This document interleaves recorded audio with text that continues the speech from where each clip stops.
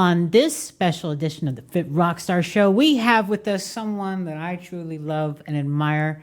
There is nobody like this person, okay? Nobody works as hard as them. 5-time Miss Figure Olympia, Cydney Gillon, which I know you are married now. So do you go by just still Gillen? Or Cydney Gillen Benton, but for the stage, it's Cydney Gillen. Okay. Yeah. All right. Welcome to the studio. Thank you for having me. Yeah, it's a pleasure having you here. You look very lovely. Thank you.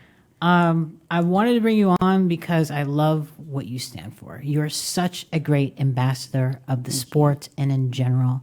And you do a lot for the community outside of the sport as well with kids and inspiring millions around the world. So I wanted to talk about you and then what you do. Survivor, because many don't know, she was on a reality show called Survivor. Yeah. She kicked ass. Still kicking ass as always. But anyway, where are you from originally? Born and raised in Atlanta, Georgia. So you are from Atlanta, yes, Georgia. Born and raised. And you went to Penn State. No, went to University of Pennsylvania. I was wrong. Okay. University of Pennsylvania, which is a very high-end college. Yes. Yeah. Now, you don't really talk a lot about that. No, because I don't want to be like one of the kind of, the elitist type of person. Most people watch Survivor and most people who just follow me in regular life, I don't do a lot of talking. I just do the action. And if you don't know, you don't know. And I kind of like going under the radar because if you don't know you a definitely lot, go under the radar. I just pop out and do what I need to do and I leave it at that. Yes, you do. And speaking of the college and stuff, so you were from Atlanta, born and raised there. So who was the biggest influence on your life? Both of my parents. They instilled a lot of determination in me. A lot of things are innate. We call it a Gillen thing, my dad calls it, where we are just driven to be the best. He was valedictorian, got into all 8 Ivy League colleges. And so he just instilled it and did all the sports. So everything he did, I strive to do. My mom did too. She's an Ivy League graduate too. So my whole family is. So all the people who came before me, I made sure that I was striving to be like them or better than them. And that's kind of gotten me to where I am today because they were both first generation college students. So we're the second generation. So we just have to keep it pushing and make sure that people who look like me know that we can accomplish anything we want to accomplish as long as you set the goals, have the drive, and do the work. And you were a track star as well. Yeah. So you tell me about that. Now you've been doing track for a long time. Yeah, I started running track my 7th grade year. That was in middle school. And so I ran in middle school because I technically started running. We had this thing called turkey trot in kindergarten. Turkey trot? Turkey trot. What is that? So every Thanksgiving we would run, it was a 400-meter dash. It seemed like a lot when you're like 6. Right. And then it would go up to 800 meters. But from kindergarten all the way through 5th grade, except the year that I broke my ankle, that was 4th grade, I won every single race. So then I was like, okay, my mom was like, oh, maybe she wants to run track. And so then I started running in middle school. That translated to high school. I was the captain of the track team then, and I started hurdling then. But when I was in middle school, I started running with the high school athletes so I could prepare for high school. So I always wanted to make sure that I was a step ahead of the game, and the coaches knew I was coming in and knew I was ready to work. And that's kind of just how I go about it. Hurdling is hard, isn't it? Hurdling, it's easier for me. I run hurdles faster than I can sprint regularly. It's like I need things in my way for me to move faster. Because hurdles are definitely in your way. Yeah. I'm quick. I'm not fast. There's a subtle difference. Like I'm a technician. Anything that requires technique, a plan, I'm going to be good at it. So that helped me through high school. And then when I went to college, I ran for University of Pennsylvania where Penn relays are and everything. And 100 hurdles there. Wow. You don't ever want to see me doing hurdles?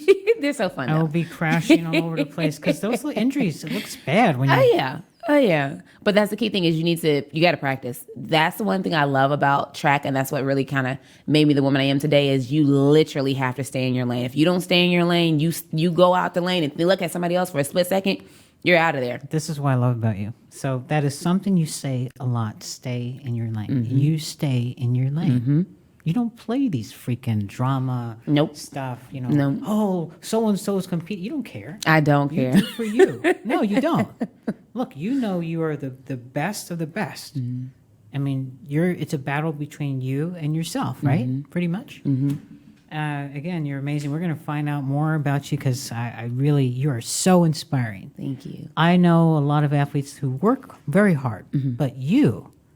Wow. I mean, you take on so many different tasks while you're prepping, biggest show of your life. And, how many Arnold wins do you have? I only have one. You have one. I've done the Arnold, 5 times. The first time I think I was either 8th or 9th. The next year I came back, I was 5th. And the next year it was second, and then first. And you're not even 30 years old, and you've accomplished so much stuff. So you've only done, maybe you correct me, I am wrong, 3 shows when you started, 3 NPC regular shows. NPC shows. Yeah. And the third is including nationals? Yeah, my third was at Nationals. So 2 regular NPC shows, and then nationals, you win nationals.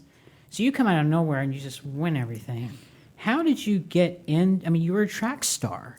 Got to college, all that stuff. But when did you decide, you know what, I'm going to give this competing a shot? And why figure? How did you get into that? So I really started competing when I was 14 years old. I decided I wanted to start when I was 13. So my parents are bodybuilders, so I've been going to shows. Wow. Yeah, so I did a couple of other federations, and I saw the light and came to the NPC.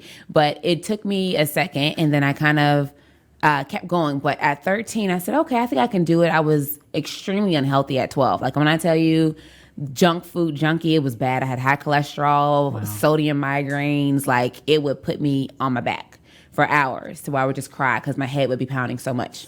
And so the doctor was like, hey, she either needs to get on medicine or she needs to change her diet. My mom was like, she's going to change her diet.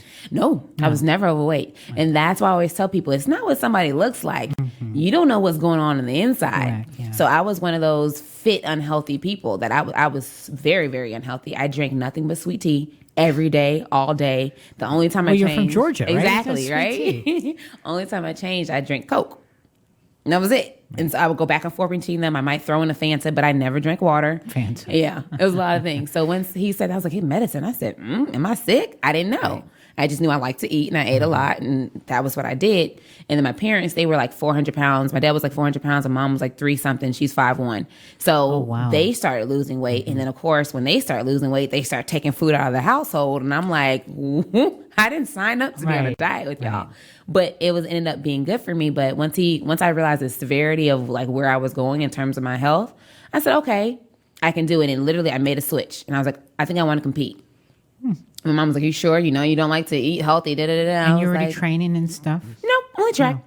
So I went to the gym once with my mom when I was 10, and then that's when she realized how strong I was. But throughout my whole childhood, we would be in like the little gym daycares and stuff. Strong you was at 10 years old. Okay, you can't just say that and then just keep on talking. You got to tell me, what do you mean strong? What happened? Well, we were at the YMCA, and she was training one of my teachers at the time.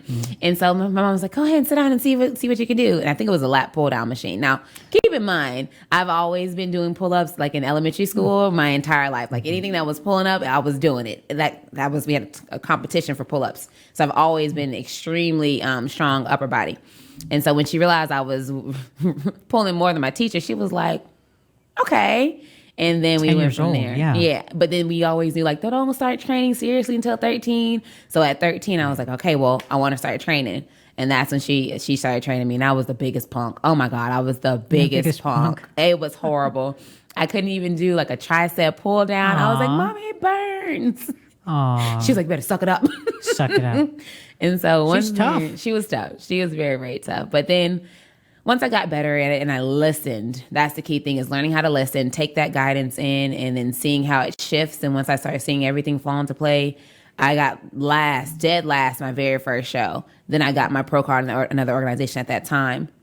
And then that started my trajectory of seeing like, hey, I could actually be good at this. But when I went to, everybody kept telling me, like, you need to go to the NPC. They'll love your shape, blah, blah, blah. And I said, okay. Because at the time, I was getting placed down for being too muscular. So I said, okay, maybe I need to go to an organization that's going to appreciate shape and muscularity versus a dieting competition. Sure. So that's when I made that switch. And it was the best decision I could have ever made, because I really, really found a home for something that my body just naturally wants to be. So how old were you when you did your first show? My first NPC show was at 18. 18 years old. Yeah. What show was that? It was a battle at the river in Tennessee. Oh, Tennessee. All right. Yeah. And then you did that. How did you do? I won that one. That was my first NBC show. I won it. Of course you did. My mom was like, okay, we're on to something. Aww. And then we went ahead and I was going into my sophomore year at University of Pennsylvania at that time. And then Junior USAs was coming up. And I said, okay, let's try Junior USAs. 18 years old. And you're a sophomore in college. So you've actually jumped the gun ahead of a lot of people. You're incredible. Look at you. You're ahead of the game. So anyway, sorry, I just had to throw that in there because not a lot of people, 18 years old, sophomore in college, it's freshman year. Or, no. I think I graduated at 17. So I was 17 technically, and then I turned 18 before the show happened. Wow. Yeah. And so then we went to junior essays, but at the time I had pulled my hamstring and my whole season was ended, and I was devastated. My coach was like, you're not going to be able to go to championships because your hamstring is torn. Right. And I was like, well, we already signed to do the show. So as most people know, I say the plan is the plan. And I said, I'm getting on stage. Torn hamstring or not, May 1st call out. Didn't know what that means. Out? That was probably, I didn't count weeks at the time. I didn't really start dieting until, gotcha. Right. I didn't have a scale until after I won my pro card. So you didn't know even what a scale was? I didn't weigh myself. I didn't weigh my food. No weighing of food, not weighing yourself. You're just going in and kicking ass at these shows. I just was eating. I'm jealous. I was like, wow. But I didn't realize how naive I was until I got like more maturity and more time into the sport. Talk I was about like, being wow. blessed and having a gift for the sport. But the key thing I learned though is I was under eating that whole time. I could have eaten so much more.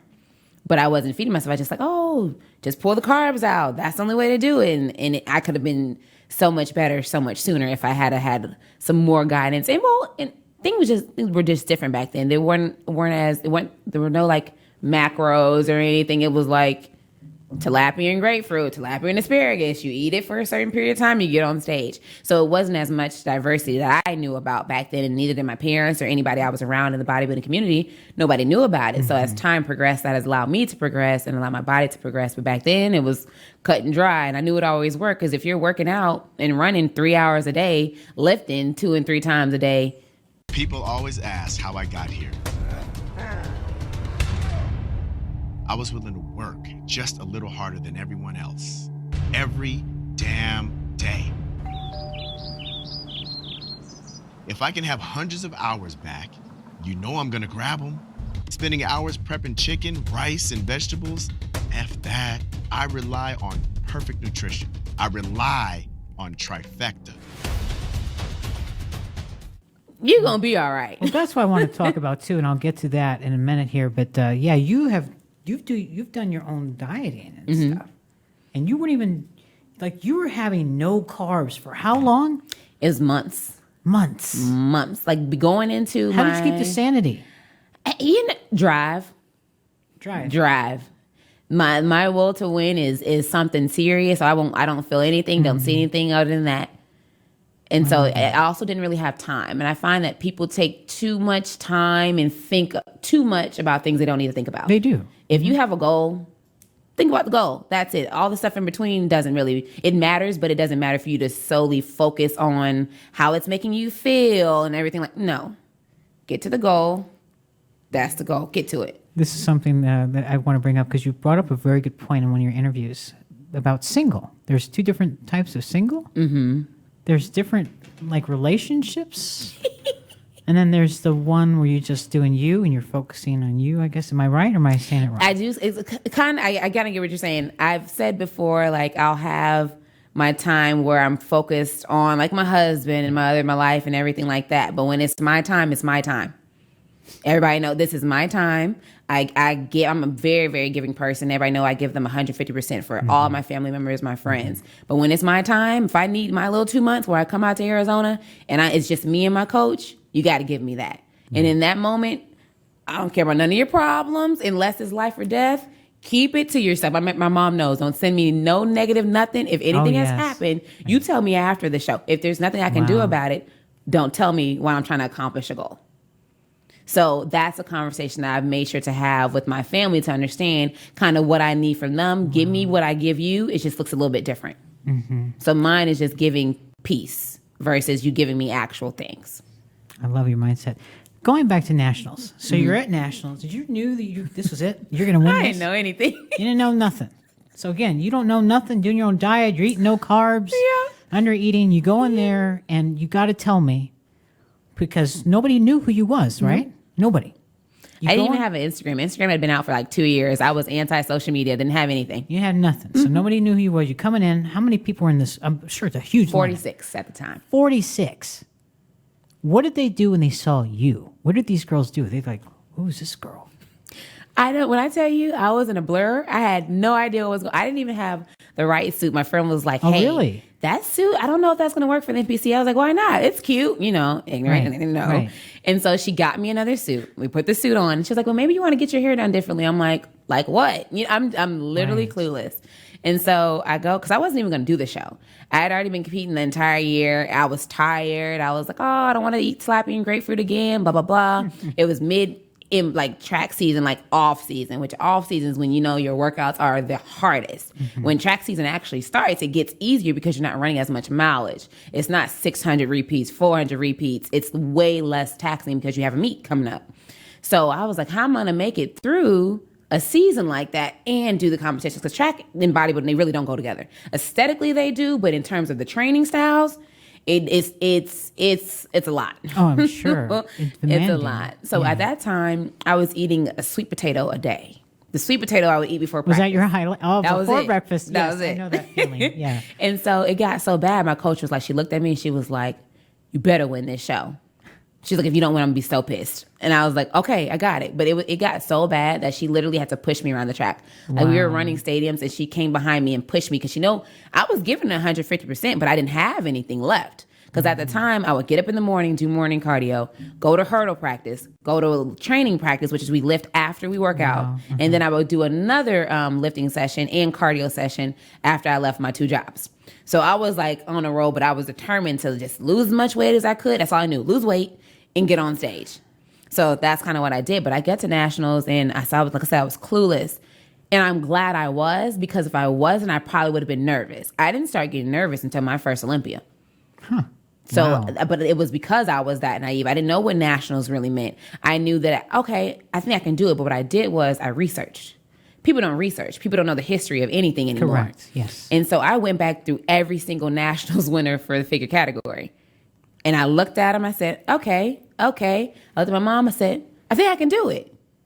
And that's the only reason we did nationals. 'Cause I did my research. And I said, I think I can pull this off. And then my mom, she was just talking about it the other day. It came out, 46 women, and I'm sitting there. I was the first one called out, and they moved me right to the center. What was what was going through your mind when that happened? I was still clueless. You didn't know what was going on. Because prior to that, I had never even gotten a spray tan before. So I am getting my first spray tan, and then I'm getting oiled by somebody who wasn't my parents. My parents were the only people who oiled me. Right. So there was one guy backstage, whoever oiled me, I'm talking about, I look like a wet baby, popped fresh out the womb. And he was like, oh no, you got to get some of that oil off. You got to get some of that oil off. So he's wiping me down. And thankfully, because if he hadn't done that, I probably would have lost. Because I was literally looked down. I said, yeah, I am glistening, but I didn't know. I was like, maybe it's a different stage. It looks fine. Right. And so he wiped me down, and then I got on stage. So I was busy thinking about that. I'm like, oh, did I just mess this up? Did they mess me up? Right. Was it a scam? Like, I don't know what's going on. And so then I got on stage. But once that happened, I was like, oh, wow. And it's funny. I don't know if Dexter remembers this, but I got off stage, and Dexter was like, you ready to run the overall? And I was like, he's like, oh, my name's Dexter. I was like, Dexter who? Dexter who? Right. Talk about. You didn't even know. Right. I had no clue. But I knew my dad always talked about a guy named Dexter Jackson. So I said, let me just put 2 together. I'm not stupid. So let me put 2 and 2 together. I was like, Dexter Jackson? He was like, yeah. And I was like, oh, that's my mama. Wow.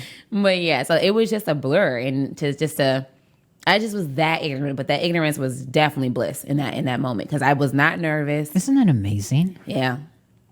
You didn't have the right suit. Nope. You did your hair differently, the oil too much. You didn't know what was going on. And you came in. I couldn't even put my suit on by myself. Really? I had to have a girl backstage help me put the suit on. Oh my, you can't make this stuff up. I was like, can you help me out? I think it helped because I was a child. Because I was like, I had just turned 20 like the month before. Wow. So like, I was like the little kid and they weren't unassuming. Right. So they're like, all right, let me just help this little girl. So what it. was everybody saying to you backstage? Were they like, oh my God, you're so great. You're going to win this. You're going to. Nobody talked Nothing. to me. Nobody said anything to you.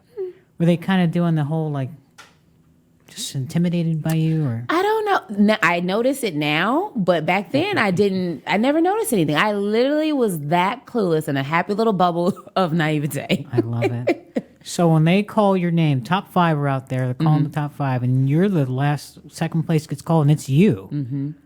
What's going through your mind? I was ecstatic. I was like, okay, Did you jump I up and really, down? really I have did it. to watch Yeah, the video. it was because it was the funny thing is, I didn't even think back Nicole Wilkins handing me my trophy. Oh, wow. Yeah, and so I look back at that picture. I was like, wow, that really was a moment that everything changed, and that was the last Nationals in Atlanta. So all my family was there. So the whole crowd was just Going screaming. crazy. Yeah, Right. and that was probably the last time I had like most of my family members there to see me compete. Now, your first Olympia, what was that like? Oh, it was horrific. I was literally shaking.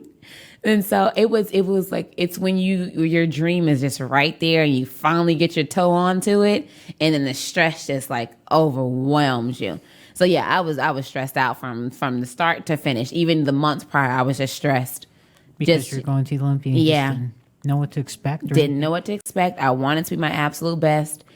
And I just was just shaking. I was okay. I was calmer. And then the second they were about to call my name to come out on stage, that cortisol hit so hard, it literally felt heat from the top of my head down to my toes. I walked out there like a nice little water baby. Water baby. I was thicker than a Snicker.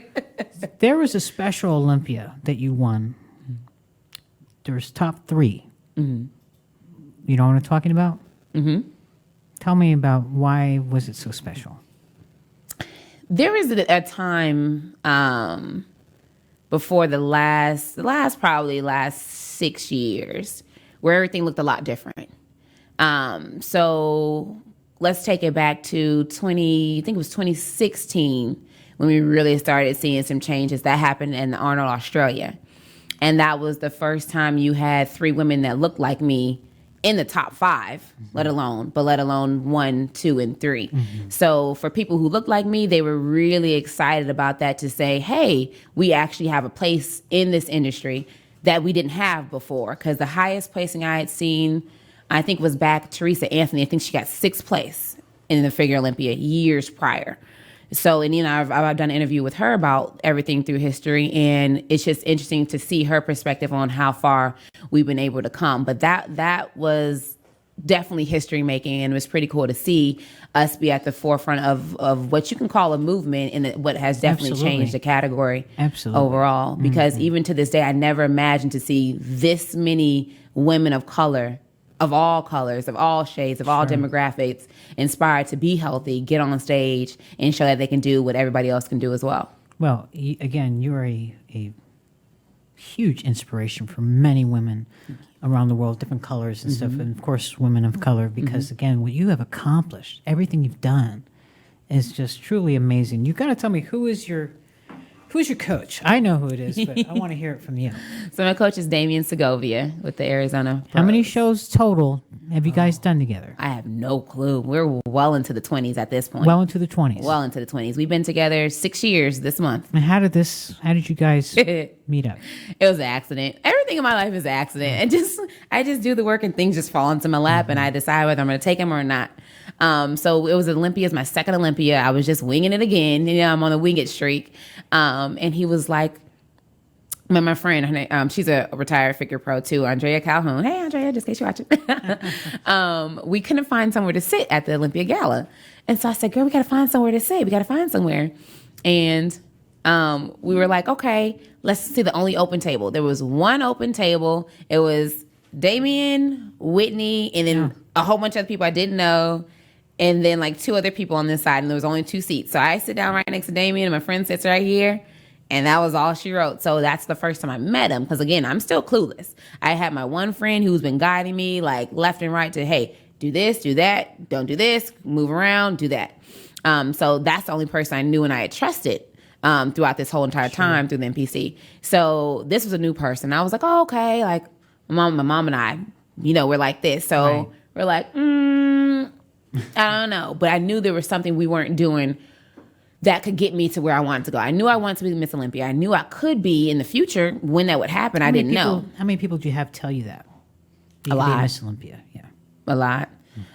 Especially coming up slowly. You had a lot of people who actually believed in me, and especially just the people who were guiding me. They really, really believed. And when somebody believes in you like that, you can't let them down. Absolutely. So I made sure to make sure that was going to be my destiny. And they've believed it. I'm going to believe it too. And how many Olympia titles can we expect from you? 20? You never know. Okay, so I've said I said 10 because you may decide, you know what, I'm gonna call it quits. But I feel like there may be a 15 in there. Who knows? That would be a cool Wouldn't number. that be cool? It would. I mean, listen, you beat Iris Kylesbridge. She has 10. Yeah, that would be cool. You're at 5 more. I'm going to see how many consecutive I can do, but A lot. I'll pop my baby out and then I'll come. I think I could definitely come back because I want my kids to see me compete. That's one of my biggest things. I know what it did for me and my parents, so I want my kids to see me on stage. So when you got with Damien, then everything changed. Yes, everything changed. Because when I met D, I saw him again at the Arnold. And I still wasn't coached by him. I still didn't have a coach. We were just kind of still winging it. And he was like, he always cracked jokes. You know, he's a little jokester. I'm like, he talks a lot of junk. And so what I had him do, he reached out and he was like, I think I can take you to the next level. And then so I said, well, you got to talk to my mom. That was the first thing I said. It doesn't matter what I say. My mama doesn't like you. We're not going anywhere. Right, yeah. And so he got on the phone. He said everything my mom needs to hear. And that was all she wrote. But the scariest part was putting my whole future that I worked so hard for in his hands. At a show that I knew I was going to make top 5. That was my second Arnold. I said so many people had dropped off or retired. I said, this is my opening. If we look at objectively on placing, I said, if I move up those 2 spots, I should be in the top 5. And so I was like, there's a 50-50 chance. Either this is not going to go well or it is. And it went well. And ever since that day, we've been inseparable. Yes, you have 5 Olympia wins. Yeah. And an Arnold win. I mean, you can't make this stuff up, though. But so let's go on to the your competitors real quick. It is funny to me. This is what I love about you two. You don't play into the game. Mm-mm. There are so many people, as you know, who talk so much smack. They look at you and say, she ain't gonna, they think that they're gonna do this and that. They're more talking than they are like you. Action. You're silent. You're like a phantom. Mm-hmm. And I laugh because some of these girls I do know, and they really think that they're going to be a Miss O. Mm-hmm. I don't see it. Like this past year, for example, I watched all your training that you posted. Mm-hmm. You don't post, but you work hard. Mm-hmm. You are pushing it. Mm-hmm. You're giving it everything you got. I mean, there is no mercy on those weights when you're training. And, I read some of the comments. Some of the people were pretty crappy. Mm-hmm. They're just talking, and you came and you won another Olympia and you spanked their ass and shut them up. You're very good at that.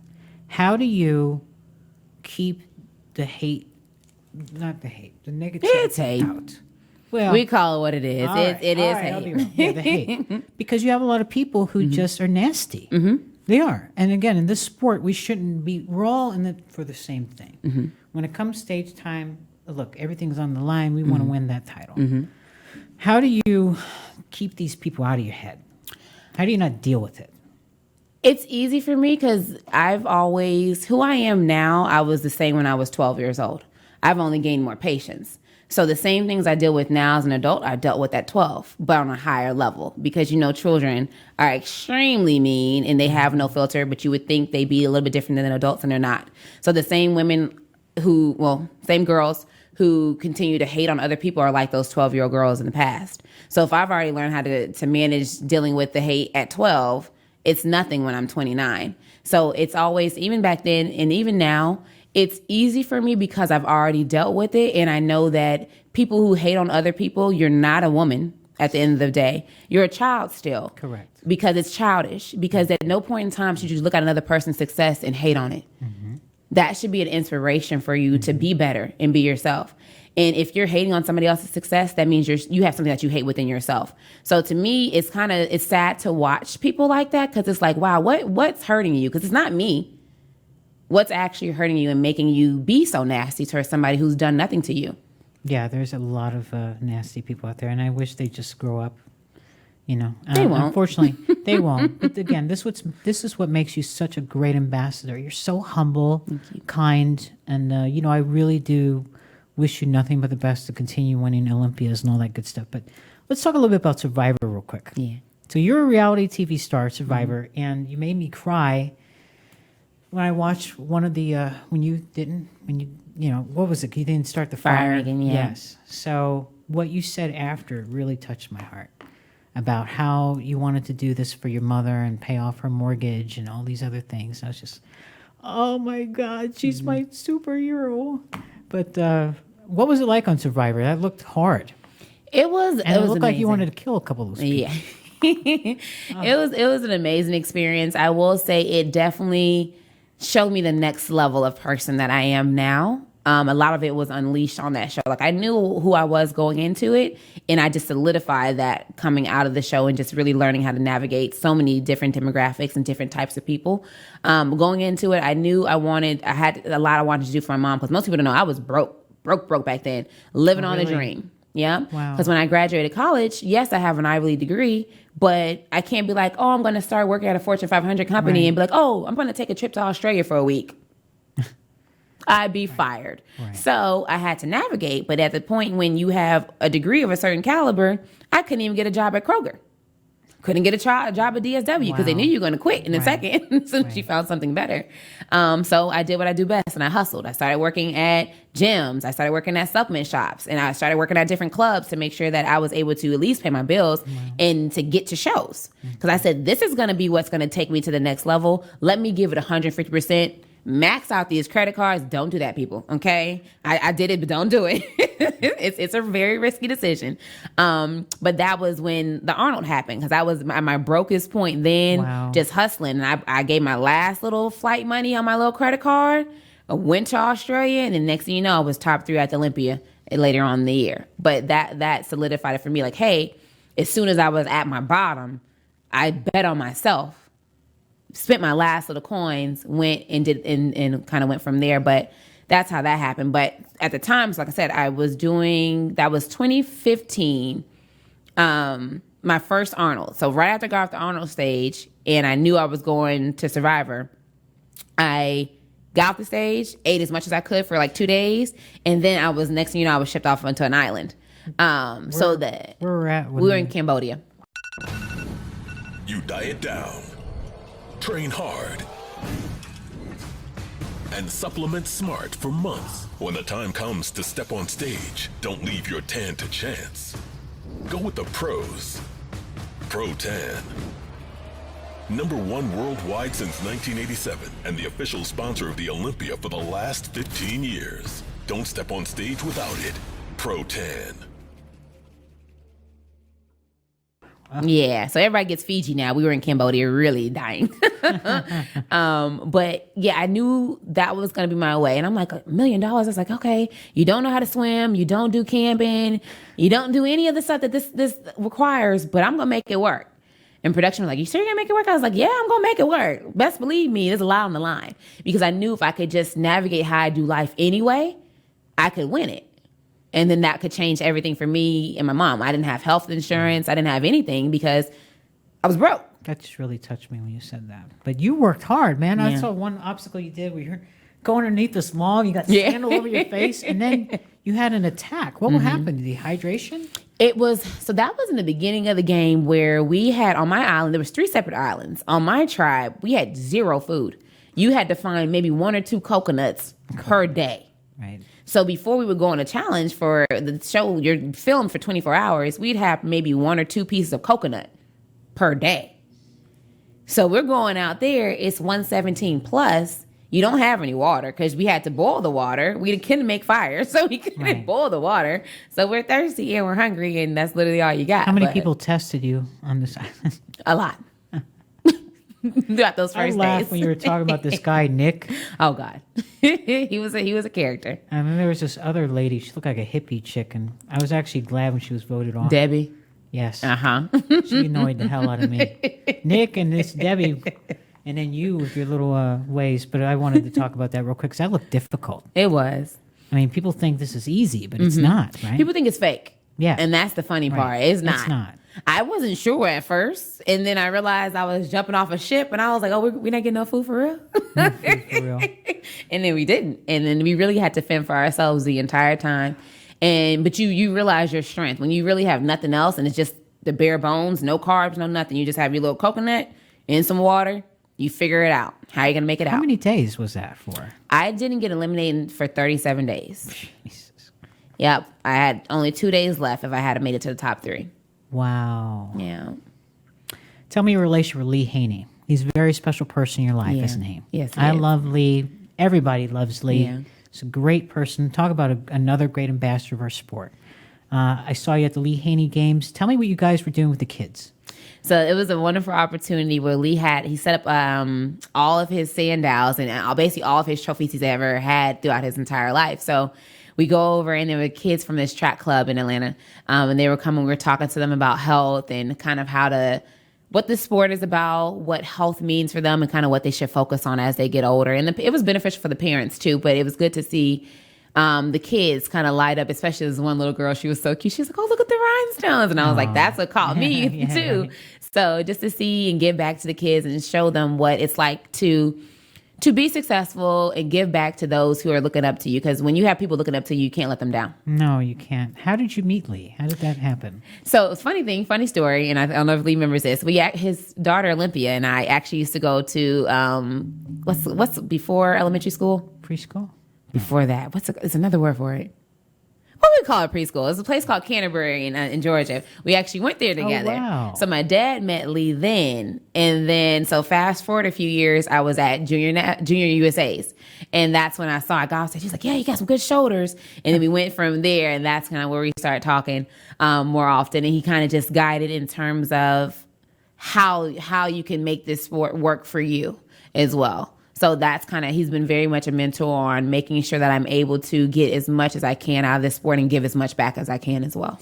You also deal with charities, and you have a scholarship? I do. Tell me about your scholarship. So my Cydney Gillen student athlete scholarship is for student athletes, emphasis on student.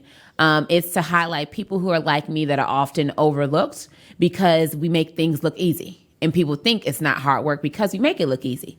So it's for those students who made sure to focus on their education and be successful in their sports at the same time. And I wanted to give back to little me's so that they show that somebody is looking at them and that they need help.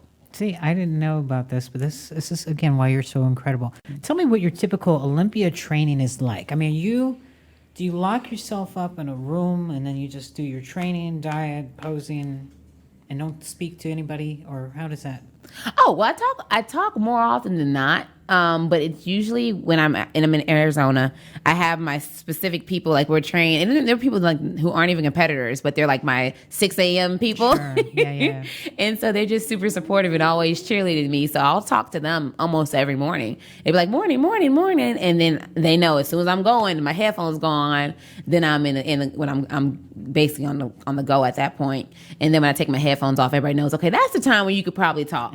Headphones on, do not talk to me. Right, that's right. So I'm pretty talkative more than not, but people know when it's my time to focus and when it's my time to just really get the work done, and I'll be ready to talk after. What can we do? Like, we have some pros and some athletes in general who don't really have the focus nowadays.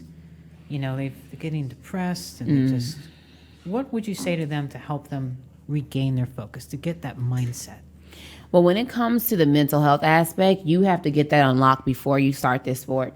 And if it happens while you're in the sport, you need to take a pause because you don't want to play with that, because that's really just a hormonal imbalance.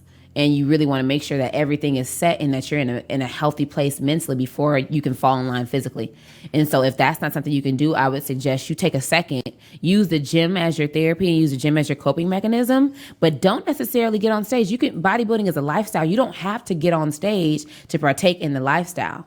So I think people, when you can separate those two things, that'll make it better for everybody. Now, once the mental health aspect is set and you're ready to go and all right, I can do this. My mind is clear. I'm in a happier place.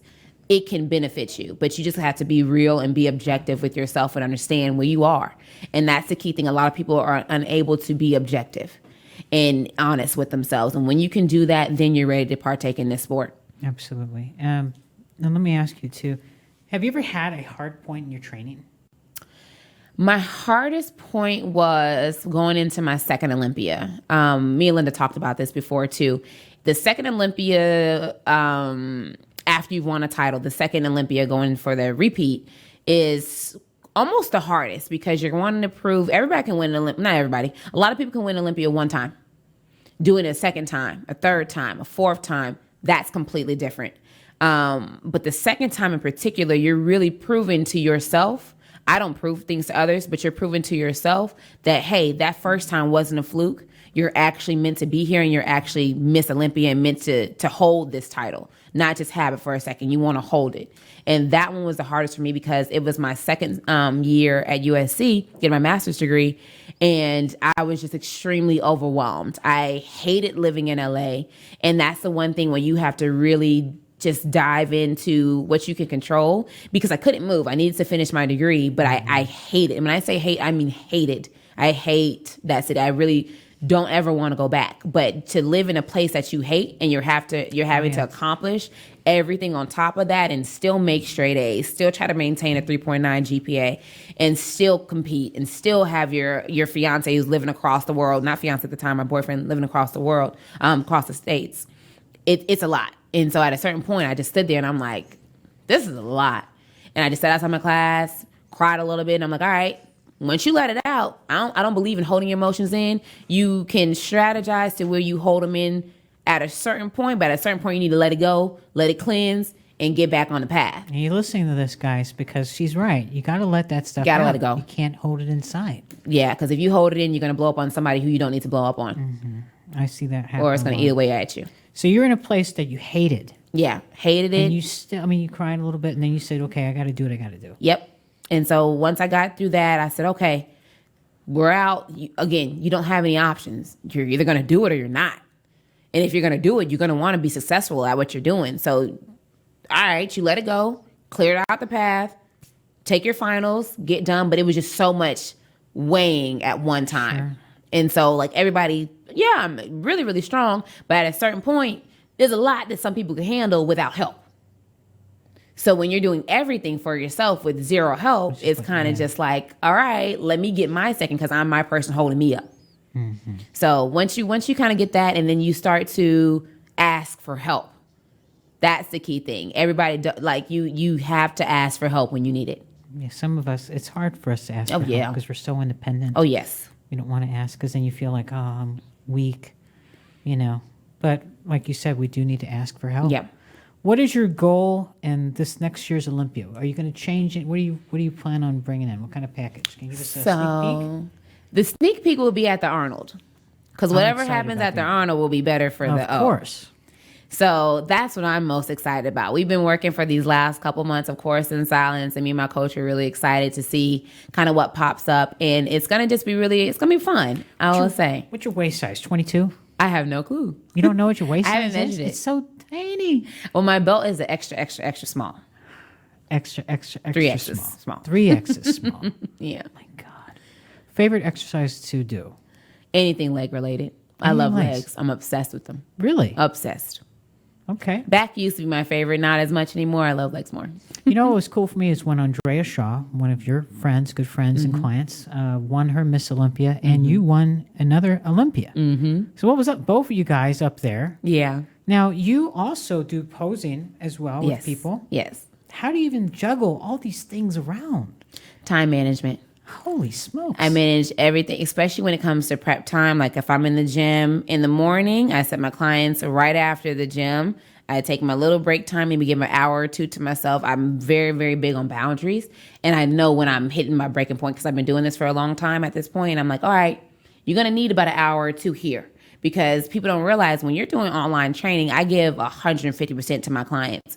And when you don't really have 150 to give and you're still giving and pouring from an empty cup, you got to kind of allow that cup to refill for a second. Mm-hmm. So I manage that in there too. And then I add my clients after my second training session. And then I'll take my time at the nighttime. But how do you have the energy to do all this? Caffeine. Caffeine?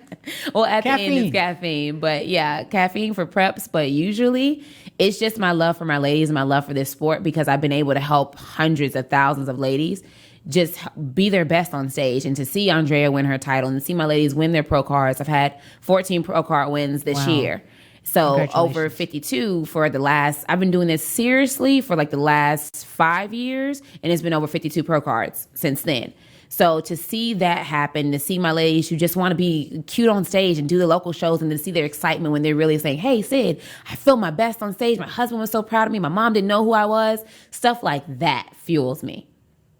Cydney, you deal with a lot of athletes, a lot of women and stuff. Do some of them have a low self-esteem about themselves? So then when you start posing and working with them, how much obviously it's total transformation, right? Mm-hmm. Can you tell me one story? You don't have to give any names of an athlete that you had who is, just kind of down and out, comes to you and just, and then you just change her. Like, how does that even? Do you put them through like a mind check, or you just subtly? Are you mean when you go through the No. No. I that's why it takes so much energy, because I uplift.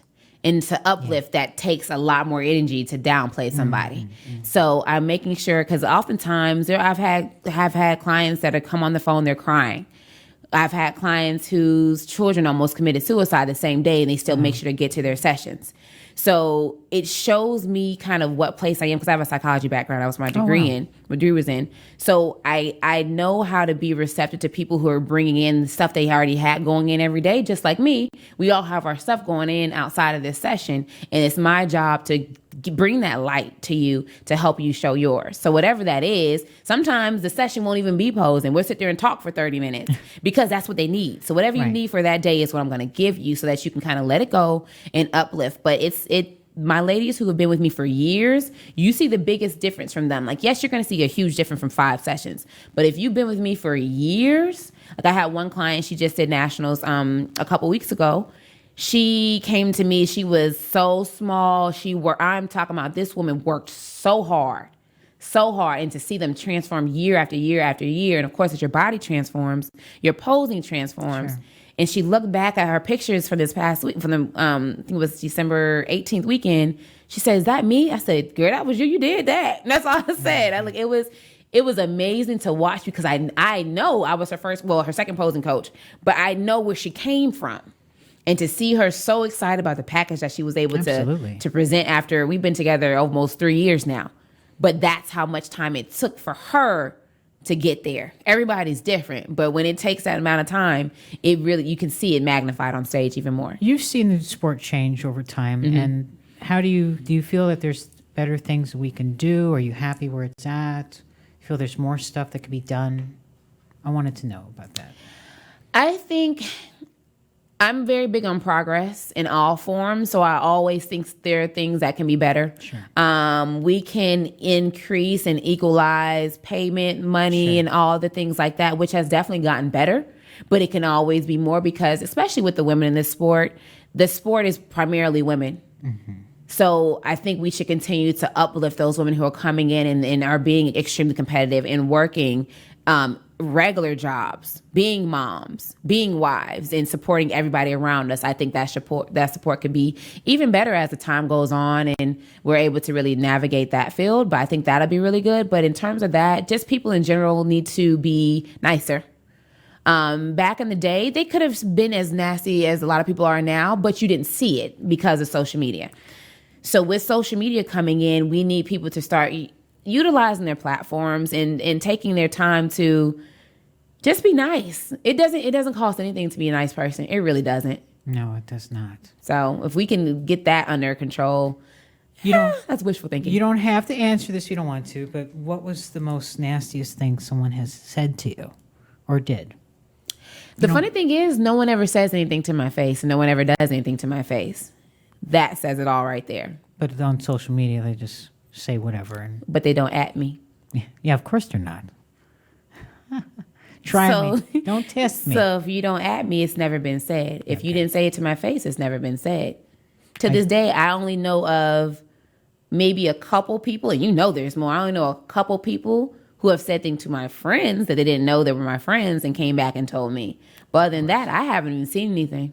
Good. I just say no. You just keep on whipping their ass. That's all I got to say. Because, listen, how did you get the vitamin C on Instagram? How did you get that? So that was my best friend. I told her, I said, hey, I think I can come up with an Instagram name, because I didn't make my Instagram until I got my pro card.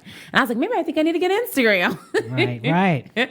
And so I said, well, what works with C? And I was like, well, vitamin C. She's like, I don't like that. And I was like, well, I'm putting it anyway. And that's the only thing I came up with. I think it's pretty cool, vitamin C. So. Yeah, it's different. Usually people have their name or they got the IFBB Pro right. thing, but no, vitamin C. I love that. So let me ask you something that I want to talk about. So tell me what you think about filters.